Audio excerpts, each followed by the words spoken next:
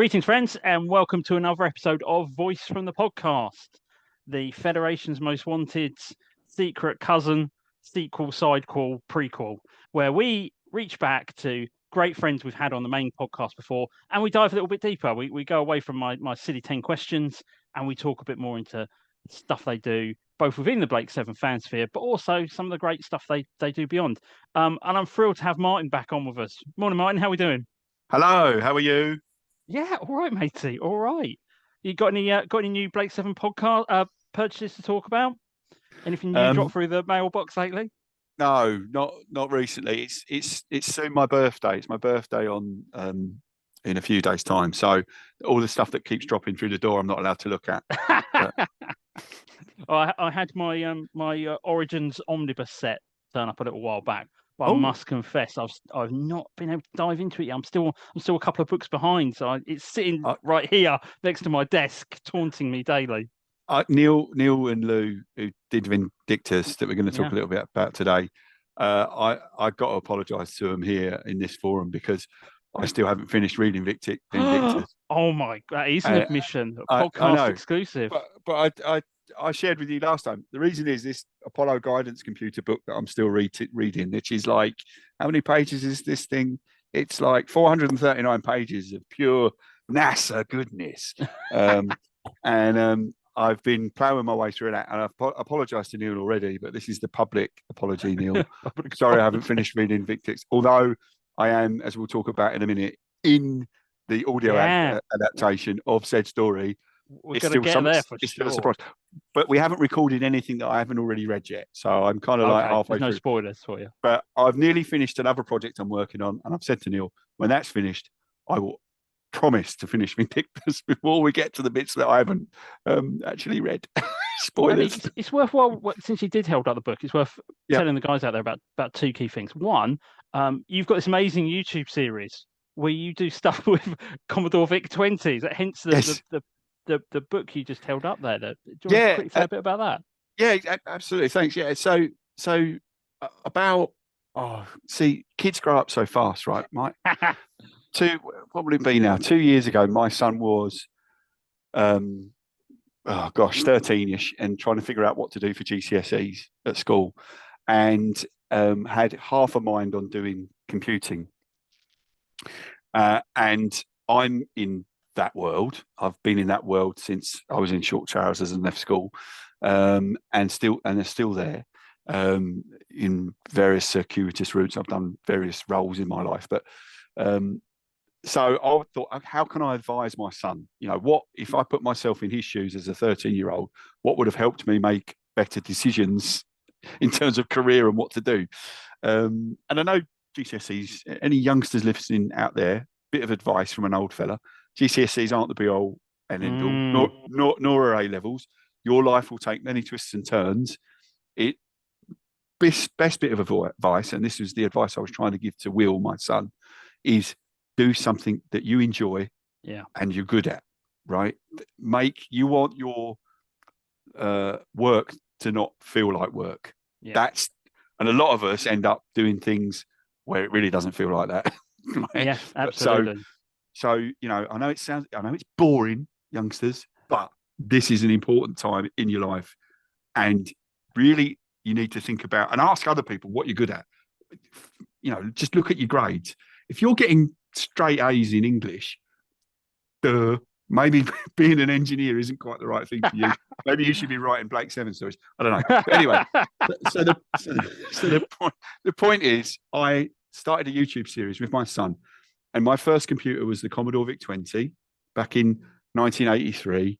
I got one, I'm sure it was about 83, got one secondhand from my brother's mate, Andy, bought it, lived in the bedroom, started learning basic coding and all that sort of stuff. So, and that eventually has kind of led into a career in information technology. But, I thought, okay, let's try and teach Will how to code. And first episode, you can see it on YouTube, on the Winterfam channel on YouTube. We sit down and say, okay, what do you want to do? We work out a little backlog of things he wants to do. And basically he said, I want to create a game related around a bee. because one of his favourite movies is B-movie. So that's the journey we then went on over probably about 5 or 6 episodes of fun. But we had great fun with it. We went out in the garden, right? Because on 8-bit machines, more often than not, you're addressing memory directly, and to write something to the screen, one way of doing it is to do, a poke command. We all remember the poke command from BASIC. So we were going through that. So we were out on the patio, and the patio is obviously squares, right? It's a matrix of squares, and that's like a screen. Each screen being a position where you could print a character. So we were kind of putting ourselves in the shoes of Barry the Bee on the screen. What's the algorithm to work out which direction to go in to find a flower? So we actually practically did stuff like that. Went out in the garden and did stuff like that. So it's great fun. I'm not going to spoil it. You can get to the end if you can make it that far. Well, we'll throw the link in for everybody out there. Do go and have a look. Some of it quite touching. It was great. I love the relationship with you and your boy. It's fantastic. Yeah, you can see him just like losing the will to live quite often. Oh no, Dad, no.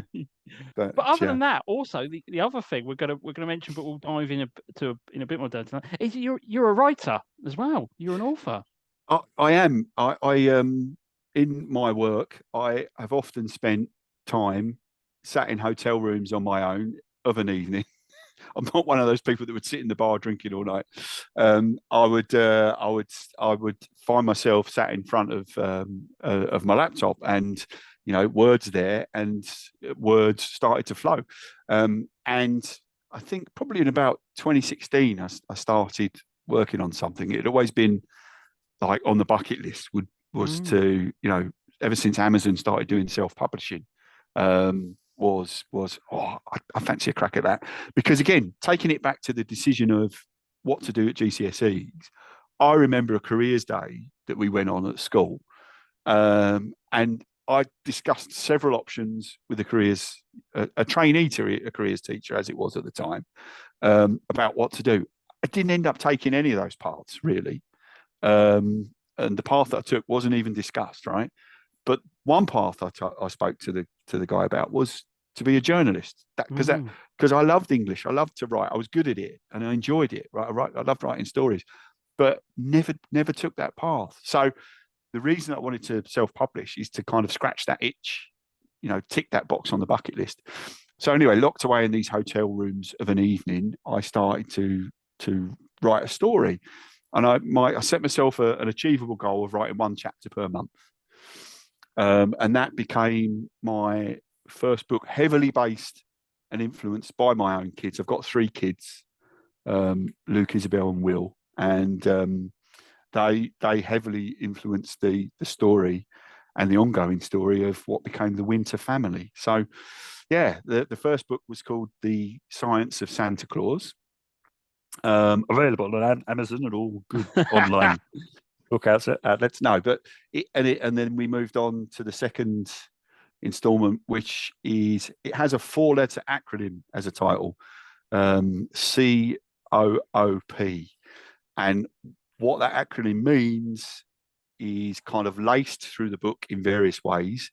But at the end of the day, as I say in the introduction to the book, it's more about what it means to you than anything else. But if you want a simple shortcut to what it means, Christmas on Other Planets is the kind of idea behind the book, and it follows on from the events of The Science of Santa Claus initially, which is So, and my kids were like a lot of people, kids probably, and I think there's even been a film on Netflix where this happens, is where they were the kind of kids that would want to catch Santa at it. So they would put they would hide a tablet in the front room on record, right, to try and catch, like Bigfoot caught in the headlights.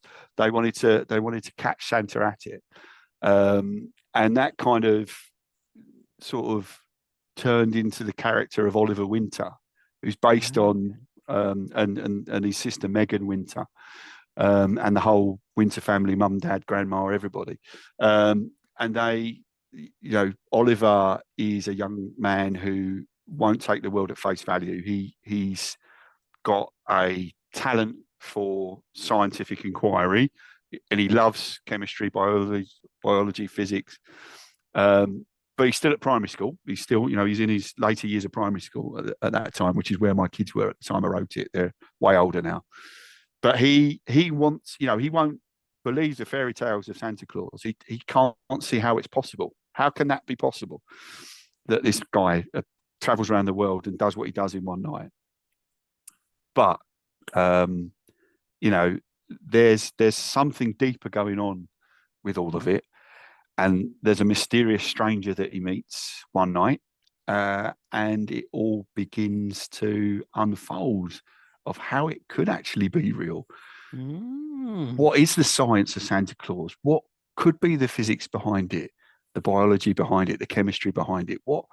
And it's kind of written with STEM in mind, right? So, science and technology education, and that's what the Winter Fam YouTube channel is all about. There's videos on the channel for every chapter in the book, for example. So if you sit and reading it with your kids, you can watch a video, find out a little bit more about why that chapter is the way it is, what the background was, the locations, in our house that inspired it, what was in my mind when I was writing it. Love a bit of behind the scenes, Martin. Yeah, a bit behind the scenes. And like I say, it goes from January to December.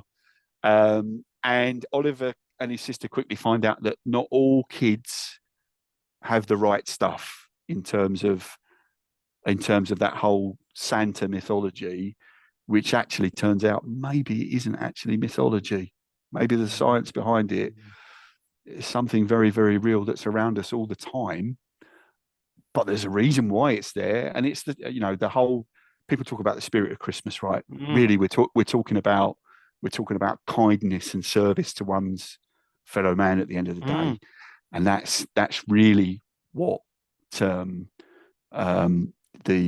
people who may be behind Christmas, without no spoilers, are actually trying to foster in the young and have been doing so for many, many centuries, right? So that's the science of Santa Claus. And then in the next installment, basically, virtual reality gets upgraded by some means for Oliver on his new gaming console that he gets for Christmas, and his family find themselves able to use quantum entanglement to travel vast distances across the universe without leaving the armchair, and a kind of virtual environment is involved in it as well. I've got to pull my finger out and write the final installment. I was just going to ask you. You beat me to my next question. Is there more to come? There is more to come. So I'm kind of torn between two titles for the final installment, which I know what needs to happen when we leave off. Some of our heroes are in quite perilous circumstances, as you'd find in a middle part of a story. And Oliver's got a lot of sorting out to do, but he's dealing with something that's quite majorly happened to him in terms of his own technology upgrade, if you like. So it's either going to be called Delete the Ancestors, because there's a link to the concept of ancestor simulation, which I'm not sure many kids' books have tried to address. and also the other option is the reality hive, which is kind of introduced in the first book, which is the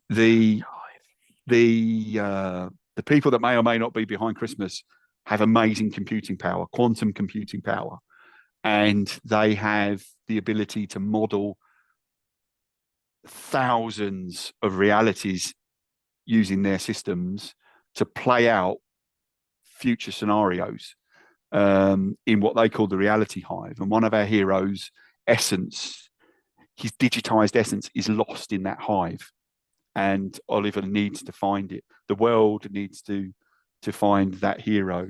Otherwise, it's going to end up a very bleak place, because something from the first book is coming back to wreak a terrible revenge, possibly. Ooh. So yeah. Can I put my vote down for the reality hive? I love that title. I think it's very about. I do. Sci-fi.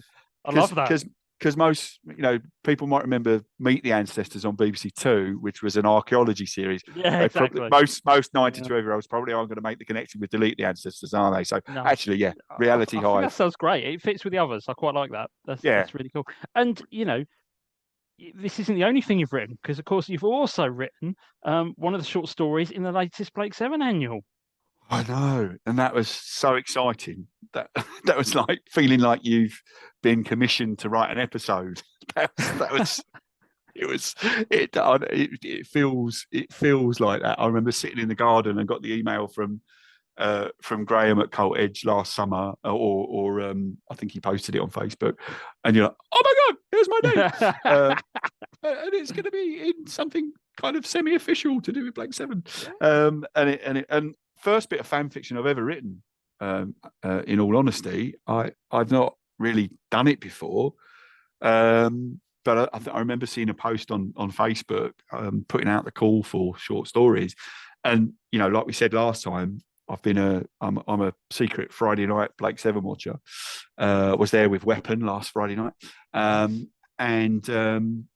so I took the opportunity, and I guess because I think the quality, from what Graham and Carol have said, is the quality of submissions was amazing.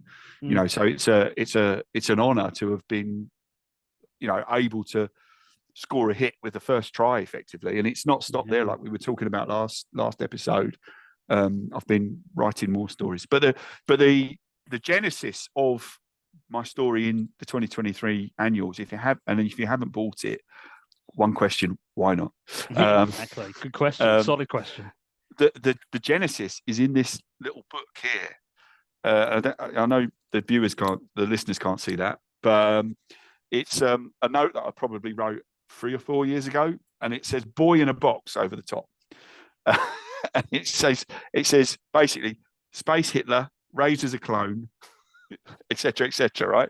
So I obviously had this idea and didn't want to let it go, and I'm glad that I did, because I turned that scribbled note into what turned into the story of Prometheus in that Blake Seven annual. And obviously it's nothing to do with the Alien franchise and all of that good stuff, but it's based on the concept, the ancient Greek myth of Prometheus, who ended up chained to a rock, and each night or each day an eagle would come and rip out his entrails, and then they would regrow. So it's the idea of that perpetual torment being meted out, and really it's another example of the Federation being absolutely terrible and ruthless in achieving their aims, because they will do that. They will to get their hands on what they need in terms of, it's just resources from the planet of Elbron is what they're after, because they're using the alloys in my headcanon, they're using the alloys to build pursuit ships and other stuff. So they need that material because it's just after the war. It's in season D. They're trying to recover and re-expand back out into the galaxy and retake what they'd lost. They'd lost Elbron in the war, and the warlords of Elbron have done a deal with a mysterious commissioner who shall remain nameless to do this deal to be supplied with these materials, because the Federation obviously isn't at a point of strength to be able to just take Elbron with the kind of warrior culture that it's got. So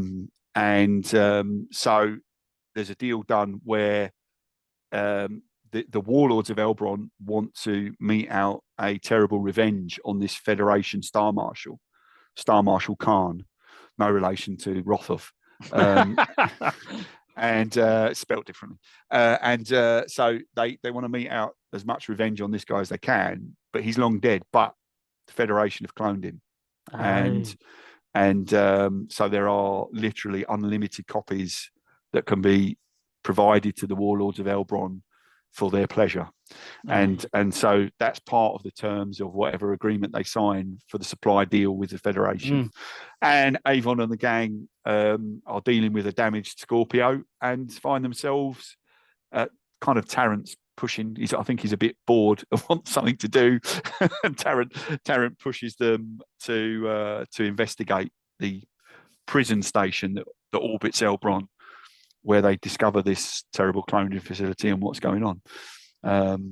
So yeah, that's the story of Prometheus. Yeah, and I mean, you said yourself, right? So it was your first time doing it. Yep.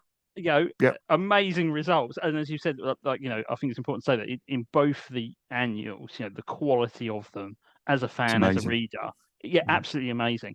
And I've mentioned a couple of times on the podcast before, the litmus test to me is always when I read some character dialogue, can I hear the actor saying it? Does it sound plausible for them to say that out loud? And again, everybody smashed it. You've smashed it. It's great. One of the things I really loved about the Prometheus story you've written was plugging those gaps in the existing narrative, right? So that whole bit where you talk about almost, the resources the Federation needs, to build back its armies, to build back its armadas, how did they do that? How did that just happen? We see throughout Series D the Federation are building back, they're expanding. Well, how? We know about the pacification program, we know the people aspect. How did they build their forces back so far? So I loved it. I love that you've plugged that little gap for me about building more ships and stuff. Beauty of fan fiction, isn't it? That's what we're here for. Absolutely. We're here to plug those. And it's great. And the quality of the annuals, not just the stories, but the whole. I mean, I've talked about it on here before, and it's brilliant. And then, of course, going on to another bit of fan fiction that you haven't even read yet is Vindictus, which is a great piece of post-Gouda Prime fiction, right? It is. It is. It's great, and I'm here all day for a bit of a post-Gouda Prime theory. Even though, like we talked about last time, to me they're kind of all dead, but I love the idea that maybe they weren't, and all the rest of it. And the guys have put out there that there's going to be this audio adaptation. So what's your role in that? So I'm doing two roles. I'm doing a relatively minor character called Zidane, who's a Scottish sounding space pilot who takes them to Space City and is a very downtrodden and downcast character. He's just doing milk runs from here to Space City every few weeks and taking passengers there. And he comes to a sticky end. And actually, last night I recorded his death scene. Oh, how was that? How was doing the death scene? It's kind of like it's death by asphyxiation, which was a nasty way to go. But I mean, this is one of these moments where, guys, I made the option long ago not to do video on these podcasts, but I wish I had, because I've just seen Martin act out physically the death of his character, which is quite something. It sounded horrible, like a gurgly throat. I can only apologise to Chrissy, who's doing the editing, for the horrible noises. I know she's compiling a bloopers reel for everyone to enjoy. So that'll be good fun. But and then the other character I'm doing Villa of all people. Yeah, I'm doing Villa. Yeah, which is fantastic. I mean, he really suits me as a character I identify with, although I'm not a good thief. But he's kind of the humor aspect. He was kind of he wasn't the comedy relief, but he was the one of the more light-hearted characters on the bridge of Liberator and Scorpio, wasn't he? So he works for me, and it's that one of those things like you're not there to do an impersonator. I'm not trying to be Michael Keaton. It's you're trying to bring something of yourself to it while making some of the things that they say and how they're said spark what you just said about that's the right dialogue, that's the right intonation. So I mean, you could look at what Neil and Lou have written in terms of that and see a few well-nows, well, not well-nows because Avon's not in the book, but those kind of things. So I think there's who says this? Come along, Villa. That's Tarrant, right? So there's things like that. Who's nice. Those kind of things are in the source material, and Neil's given himself loads of work of turning it into audio scripts. But it's not the first remote audio I've done. I used to hang around with a bunch of guys that we met online, and we used to do comedy sketches and stuff like that, and which are all on YouTube. So we used to do remote audios way back from kind of 2007, but they were comedy stuff. So we do and we do remote videos. So we'd all record. We'd all vote on. It was very democratic, that our comedy group. We would vote on what sketch we wanted to do. We'd all pitch a sketch in, and then we vote on, okay, which one will we do? Which one will we either film or record audio for? So we did that, and we were doing quite well. Within a sort of year or two of sort of getting together, we were all stood in a swanky Shoreditch art gallery at an award ceremony, drinking champagne and eating canapes, and so it's it was good. It was good times back in the early 2000s doing that. Well, mid to late 2000s, I guess. I've got to ask you about the Villa casting. Did you put your hand up for Villa, or was it just offered to you? Did you fight for the Villa role? Well, funny enough, there were Neil and Lou's other story that was in the thieves, killers, mercenaries, psychopaths thing. They did an all dare of that, right? Role reversal. And Neil pinged me one night and said, "Do you know anyone who would play Villa?" And I've got a friend, again, known from that comedy group that I was in, Dave, who is he's a chippy by day, but a thesp when he's not chipping. And he does various things. He's most known as a pantomime Dame, funnily enough, Dave, and he's very good at it, I have to say. So if you're looking one, Dave Shaw.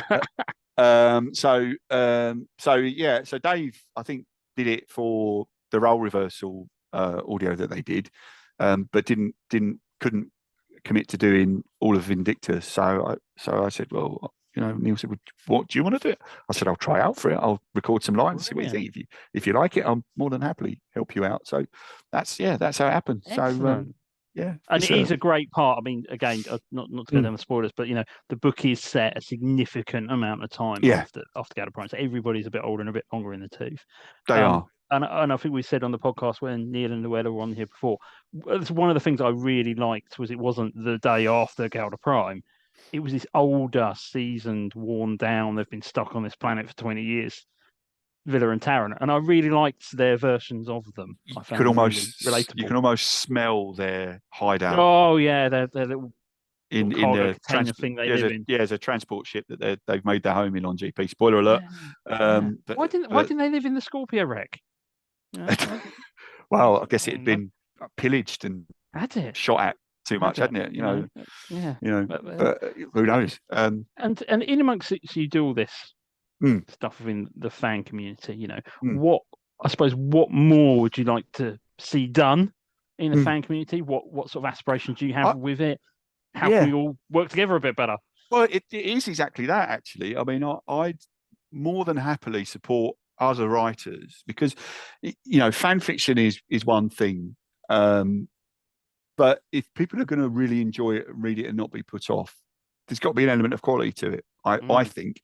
I know it's only fanfic, right? And we're not charging money for it or anything like that. And the things that we're buying from Cult Edge and from Lou and Neil, are done as labours of love, right? Yes. They are. They're labours of love. So when people get a bit annoyed that maybe the grammar here and this paragraph isn't quite right, that's a little bit annoying. But equally, I can also see that actually, well, we could fix that, right? As a community, because there are a lot of people out there that could beta read, for people. I mean, as a self-published author, finding good beta readers is really difficult. Yeah. Well, I found it really difficult. Maybe some people don't, but there are ways and means of doing it. But it's so important to get feedback on your work. So I've just being part of the community, in the small way that I have, because I've not been, people don't know me, I'm new to all of this. But just I've had people reach out on Facebook just through posting, and I've beta read bits for them and vice versa. And I think we could do more of that. And maybe we could organise it through, there are websites that you can publish beta reading stuff on. And if you've got an interest outside of Blake Seven that, maybe you've got a book that you're trying to get out there that you're going to try and earn some money from, right? Again, having a community of people that are like-minded that will read your work and critique it, and maybe also the next step on being editing, right? Editing. Let's be right. If you're not, if you haven't got a publishing deal, getting a book out there yourself is blooming hard. It really is, because you've got to, like I say, you've got to do all the author work. You've got to do the editing. You've got to find your own beta readers. You've got to market it yourself. You've got to understand how that whole thing works. You've got to understand how Amazon and the online selling platforms work, and advertising, and how to run a Facebook promotion business. All of that stuff you've got to understand. So, if we can support each other as a community, just in the Blake 7 stuff that we're trying to create, and make it as good as we can, so, we could maybe create a Facebook group for, Blake 7 fan fiction beta readers, right? Post your stuff here, or links to it here, and we'll support each other by beta reading, editing. Because if someone sends me something, they won't get it back without some comments or editing. And I say, look, don't take this as anything against your work. I'm just trying to make it better. Just trying to collaborate with you and make it better. I'm more than happy to throw away my suggestions, or do with them what you will. But that's the way I feel about it, is that a rising tide lifts all our boats at the end of the day. And I think absolutely, I love that as a call to action. Yeah, as a fan community, we could do more to help each other. So, you can find me on Facebook, guys, and reach out if you've got that excellent Blake 7 story that you want to do something with. And the other thing is, a lot of this stuff, like the idea for Prometheus didn't start out as a Blake 7 story, right? And there are lots of cases where things that are intended for one purpose get repurposed into other things. And if you want to make a career and actually make some money from being a writer, then this is one way. Perhaps you're a student, right, that's doing creative writing. This is one way of getting some experience under your belt and getting some help and support from others out there and who knows what it might turn into. You could be the future showrunner of the rebooted Blake 7 with Disney money. I do think, matey, that's a really great point. That whole coming together to help and support, and I love your thing about rising together. That's great. So we'll put in the description the old chit chat, the your Facebook contact details. Obviously the Twitter as well. Reach out on Twitter. So, I'm going to be inundated with. Can you read this for me? That's it. No, but do you know what? I love to think about the beta thing, because in my little world of the gaming stuff, it's something I struggle with as well. That I build the stuff, you put it out there, a load of people play it, and then one guy 2 weeks later messages and go, "Do you realise that like Mission 4 is broken, so you can't actually play Mission 5?" You go, "It's been out for 2 months. I've only just heard that now." No, it's that's the way it is. That's the way it is. That's it. I mean, the thing is, when you write something, it's never finished. You're always seeing things that you do differently when you come back to it. I mean, I through lockdown, I wrote 3 prequels to the Winter Family saga. Right. Mm-hmm. There's one which is affectionately titled in my head The Zombie Zoo. There's one which I love called The Starling King, which is sorry, I'm going off another tangent here, but have you ever noticed that starlings mimic like parrots? Have you ever noticed that? No. So when I'm sat in my garden, quite often I will see a starling sat in a tree, or sat on the bird feeder, or sat on a TV aerial. And if you listen closely, it's doing an impression of a fox or another bird. I've even heard them do police cars, right? And that. No, seriously, they are incredibly intelligent birds with the power to mimic. And I thought that's a story in that. like anything. Yeah. See a stone on the floor. There's a story in that. Writer's block is not my. It's not a problem for you, clearly. No. So, but anyway, so I thought, well, imagine if a starling was in a forest and there was something alien and ancient crashed in that forest that was trying to call for help and was making. You remember the noise that your Spectrum used to make, or a fax machine used to make? Yeah. Was making a similar sound to that, and the starling heard that, and that propagated over the years, because I think there are still starlings in Moscow that make air raid siren noises, and it's passed down from generation to generation. I'm sure that's a thing I've read. I love the amount of starling-based research you've done.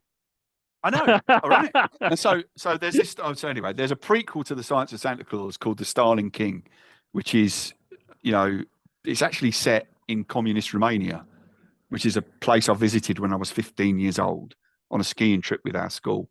And it left a deep impression on me visiting that place. As a 15-year-old, you're not used to seeing men in uniform with Kalashnikovs on the ski slopes, right?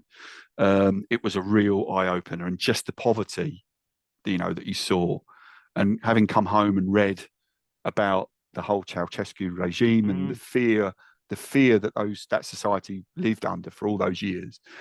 I thought, well, how did that affect kids, living in the community? So it's again all based on personal experience, and having been to this little village of Juana Brasov in Romania. I set this story set in 1958, the year after Sputnik orbited the Earth, where there is Cold War tension and paranoia, and somewhere there's this starling. It's a white starling. Again, right? We have a white albino starling that flies around our estate, right? How weird is that? That is the real star. That's the real starling king. So the starling king in the story is based on a real bird which flies around in Kent. So yeah, it was just like, okay, so there's a story here, and that all came together. The whole thing of visiting Romania when I was a kid, the whole thing around Stalin's mimicry, the whole thing around Christmas and this mysterious thing and a crashed aliens thing, and it's just like, yes, this is great. This has all come together very nicely. But again, it's I need beta readers and reviews of that done before any of this gets launched, and that's because I've kind of had to stop, because being a publisher is being a self-publisher is not cheap at the end of the day, and you do need to put a lot of time and effort into it.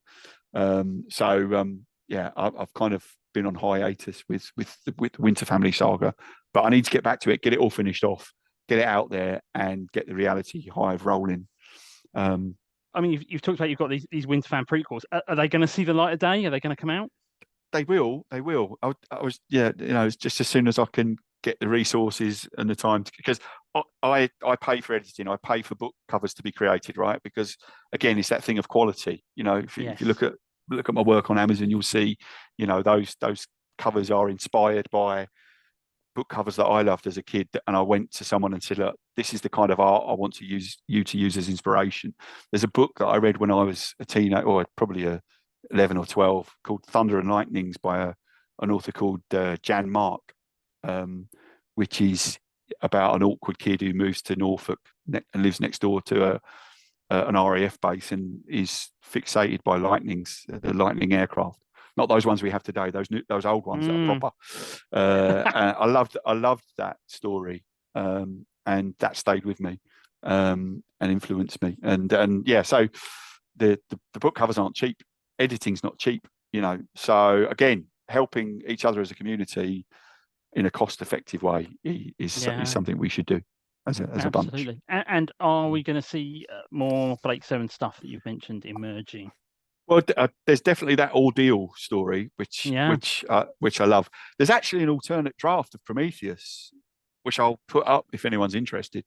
Absolutely do. Yeah. It's the second draft, and I actually, to start with, preferred it because it jumps into the action slightly later, but we lose the scene on the Scorpio, the initial scene, which actually I think is the bit where you can really anchor yourself in season D. So maybe there's a mishmash of the two drafts to be made somewhere. I love an alternate cut.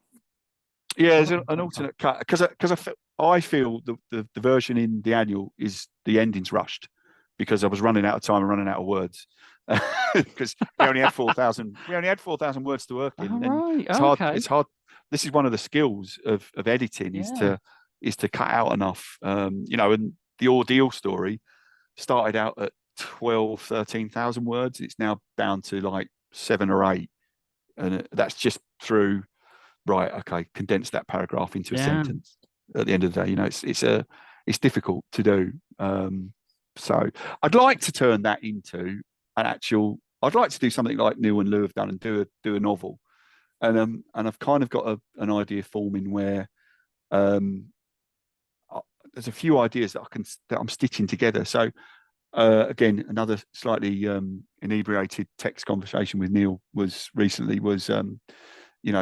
how did the pursuit ship get developed and why? And it's kind of tied in. I thought it could be tied in with the rise of Serverland. And she's using that to work her way up the Federation ladder. Because I get into details like what what? So a Mm. plasma bolt's running, plasma bolt's fired, right? So that makes things spark in my imagination. It's a bolt. So I think, well, okay, so that means like a pursuit ship is shaped like a crossbow for a reason. So I'm thinking, okay, so it's plasma, so we control it with magnetic fields, or we could. So I'm thinking like a plasma. It's kind of like a plasma torpedo then. So Yeah. how would that have got developed? Who invented what Federation scientist, got the job of Yeah. inventing that, and how did that work? So I started to write a scene in my head where, there's a senior Federation official inspecting the work of this guy, this weapons development officer, and it's the plasma bolt that's going to be fitted to Nice. the new pursuit ship range. And I'm thinking, how would that? So he asked him, how does the guidance system work? So the weapons officer said, well, it's AI, the pursuit Yeah. ships AI links up together and plots the projected trajectory of the target. But once fired, the plasma bolt can be steered by X, Y, and Z. Yeah. And so because in the show, all they are is just like blobs of light coming out the front of Yeah. the pursuit ship, right? But there must be more to them than that, otherwise there wouldn't be effective weapons and so Yeah. feared. And the Federation guy says, but surely some kind of magnetic force wall could dissipate the effect. And he's just like Yes. thinking, okay, Yes. that's right. So, Nice. but then the guy turns and says, well, I've never seen a vessel fitted with any kind of Yeah. force wall technology. Love a good nod. I love a good Yeah, wink. exactly. Oh. So that's kind of whole rise of Serverland, and then I mentioned the space Elon, Yeah. Claren Braze, who's Yeah. the entrepreneurial robotics engineer with designs on galactic domination, and that whole clash between him and Serverland That would be great. could form a story in 3 parts. I'm thinking, and maybe I'll finish What that about off and more do that. stuff in the, because now the you and Noella have done such a great job with almost establishing this post-Scale to Prime universe. What about Yeah, some stories in that sphere as well? That yeah, aren't focused yeah, on the Vindictus crew or the yeah, ex-Liberator crew, but just wider type stuff. I yeah. just think Well, there's so that's much out there that could be done. indeed, yeah. That's kind of what we were saying last time when we were saying Vindictus fan fiction. If that's something we could do, definitely. I mean, mentioned last time again about the fate of Avon being Yeah. hanging in the air, and what happened and what was his plan B. So I'm still waiting. I'll put it out that we've had Big Finish have done like Avalon and they've done some other people.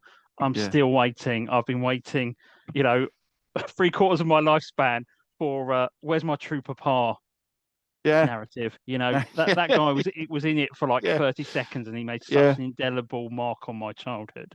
I exactly. played with Star Wars figures where one was True Papa. He's Oh, out there up to his boots in mud and lasers right yeah, now. yeah. What happened to him after the fall of the Federation? Where did he go? That's And it. Del Grant, where's Grant? What's Grant Yeah, up to? yeah.